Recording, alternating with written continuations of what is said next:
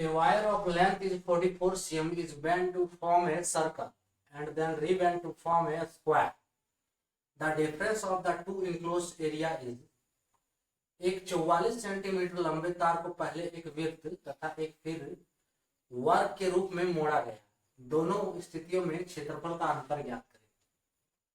Hello dears, question आज mensuration से है। ठीक है, मेंसुरेशन टॉपिक है।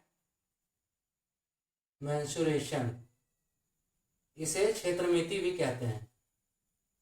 हिंदी में इसे कहा जाता है क्षेत्रमिति।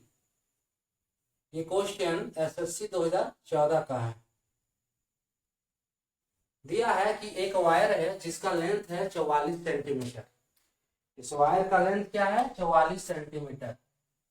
ठीक है, इस वायर को एक बार वृत्त बनाया जाता है और एक बार इसे मोड़कर, ठीक है, मोड़कर एक बार वृत्त बनाया जाता है और एक बार वर्ग बनाया जाता है। तो दोनों केस में जो वृत्त और वर्ग का एरिया होगा उसका अंतर क्या होगा वो पूछ रहा है इस क्वेश्चन में। एक बार वायर को क्या है, मोड़कर एक बार वृत्त बनाया जाता है। ये वृत्त हो गया है ना, वृत्त तो गोल होता है। सो ये वृत्त बनाया गया एक बार, और दूसरा बार जो वायर को मोड़कर बनाया गया फिर रिबेंट। रिबेंट मीन्स दूसरा बार दोबारा उसे खोलकर फिर वर्ग बनाया गया। ठीक है, वर्ग बनाया गया। तो अब इन दोनों केस में ये वृत्त का एरिया और वर्ग का एरिया, ठीक है, वृत्त का क्षेत्रफल और वर्ग का क्षेत्रफल का अंतर क्या होगा। यहां दिया है कि वायर का लेंथ है, तार का जो लेंथ है वो 44 सेंटीमीटर।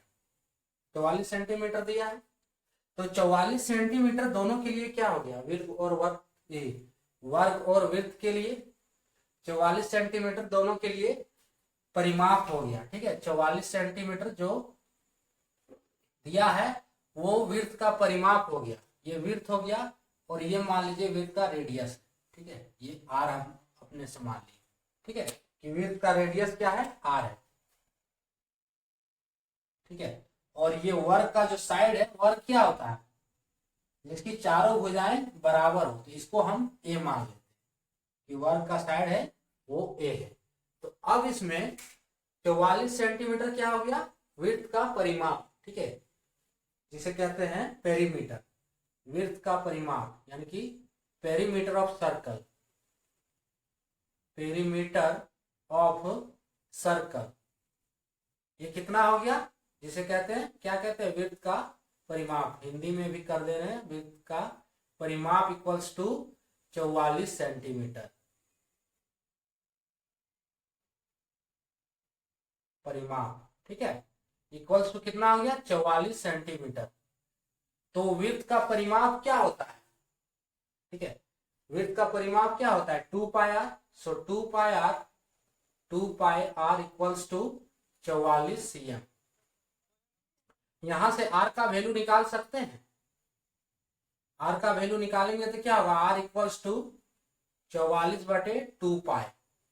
पाई का वैल्यू होता है 22/7, तो 44/2, ठीक है, इंटू 22/7, 22/7 यानी कि 7 क्या है, ऊपर चला जाएगा यहां से। ठीक है, ये होगा। अब ये कटेगा, 22 दूनी 44, ये कट जाएगा। तो यहाँ आर इक्वल्स टू 7 cm, यानी कि ये जो वृत्त का रेडियस है वो कितना आया, 7 सेंटीमीटर। ठीक है, अब अगर वृत्त का रेडियस मिल गया तो इसका तो क्षेत्रफल निकाल सकते हैं। ठीक है, पहले क्या था, परिमाप दिया था, परिमाप से रेडियस निकाल लिए। रेडियस नहीं दिया था तो क्षेत्रफल कैसे निकालते। ठीक है, तो इसका हम रेडियस निकाल लिए। तो अब वृत्त का क्षेत्रफल क्या होता है, एरिया ऑफ सर्कल, ये क्या होता है, area of circle, area of circle, area of circle होता है पाई आर स्क्वायर। ठीक है, यानी कि वृत्त का क्षेत्रफल जिसे कहते हैं, वृत्त का क्षेत्रफल, ये क्या होता है, पाई आर स्क्वायर। पाई का वैल्यू क्या है, 22/7, और आर हमने क्या निकाला, 7 cm, यानी कि 7 का स्क्वायर, 7 इंटू 7। ठीक है, एक 7 कट गया। सो ये कितना आया, वृत्त का क्षेत्रफल 154 सेंटीमीटर स्क्वायर। ये वृत्त का क्षेत्रफल आ गया। अब पूछा है कि वर्ग का क्षेत्रफल हमें निकालना होता है, तभी तो दोनों में अंतर करेंगे, दोनों के क्षेत्रफल में। तो वर्ग का क्या होता है, ये 44 cm जो दिया है, ये क्या दिया है, परिमाप दिया है। तो वर्ग का परिमाप इक्वल्स टू क्या होता है, 4 गुने भुजा, यानी कि 4 इंटू साइड्स। ठीक है, यहां से हम अब वर्ग के लिए देखते हैं। तो एरिया ऑफ, पहले हम परिमाप यहां निकालना होगा। तो परिमाप दिया है, हमें साइड निकालना होगा। तो perimeter of square, perimeter of square is equals to 44 cm, ये दिया है। ठीक है, इसे कहते हैं पेरीमीटर ऑफ स्क्वायर, यानी कि वर्ग का परिमाप, वर्ग का परिमाप, वर्ग का परिमाप कितना दिया है, 44 सेंटीमीटर। तो वर्ग का परिमाप क्या होता है, पेरीमीटर ऑफ स्क्वायर क्या होता है, 4 गुने भुजा, है ना, ये होता है 4 into sides. So perimeter of square equals to, ये होता है यहां से 4 इंटू साइड्स। ठीक है, और साइड क्या है, साइड क्या नहीं, ये साइड है। ठीक है, तो ये साइड हमने ए माना है, तो यहाँ पे लिख देंगे 4 इंटू ए, 4 गुने ए इक्वल्स टू कितना दिया है, 4 इंटू साइड दिया 44 सेंटीमीटर। तो 4 गुने ए इक्वल्स टू 44 सेंटीमीटर। तो यहां से ए कितना आ जाएगा, ए इक्वल्स टू हो जाएगा 44/4 इक्वल्स टू 11 सेंटीमीटर। यानी कि इसका जो ए आया वो कितना आया, 11 सेंटीमीटर, 11 cm। अब स्क्वायर का क्षेत्रफल क्या होता है, स्क्वायर का area, area of square equals to area of square, area of square क्या होता है, साइड का स्क्वायर। ठीक है, साइड का स्क्वायर यानी कि ए का स्क्वायर।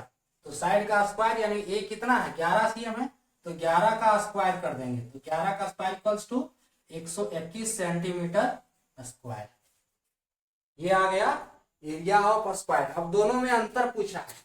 ठीक है, दोनों स्थितियों में क्षेत्रफल का अंतर क्या ज्ञात करें, तो दोनों का अंतर यानी कि दोनों को घटा देंगे एक दूसरे से। तो विड्थ का क्षेत्रफल 154 सेंटीमीटर। ठीक है, और एरिया ऑफ यानी कि स्क्वायर का, वर्ग का क्षेत्रफल 121 सेंटीमीटर। तो 154 में 121 घटा देंगे तो अंतर इक्वल्स टू क्या हो जाएगा, अंतर इक्वल्स टू, अंतर यानी कि डिफरेंस, है ना, डिफरेंस, डिफरेंस इक्वल्स टू यहां से क्या होगा, डिफरेंस निकालेंगे तो 154 minus 121 is equals to 4 minus 1 3, 5 minus यानी कि 33 सेंटीमीटर स्क्वायर। ये होगा अंतर, जो दोनों के क्षेत्रफल के बीच का अंतर आया वो कितना है, 33 सेंटीमीटर स्क्वायर। Option B.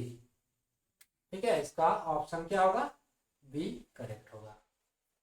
ऐसे किए, समझ गए। करना क्या है कि इसका जो लेंथ दिया है 44 सेंटीमीटर, ये हो गया विड्थ का परिमाप और इसका वर्ग का परिमाप। ठीक है, तो विड्थ के परिमाप से हम क्या किए, रेडियस निकाल लिए, है ना, और उस रेडियस से विड्थ का क्षेत्रफल निकाल लिए। फिर आ जाइए वर्ग में, तो वर्ग में क्या किया, वर्ग के परिमाप से वर्ग का साइड निकाल लिए ए। ठीक है, जो कि 11 cm आया, उसके बाद वर्ग का साइड निकाल दिया, उसके बाद उसका वर्ग का एरिया निकाल दिया साइड को स्क्वायर करके। ठीक है, और दोनों में अंतर पूछा है, तो दोनों के क्षेत्रफल को घटा दिए इक्वल्स टू 33 सेंटीमीटर स्क्वायर। तो ये था आज का क्वेश्चन। थैंक्स।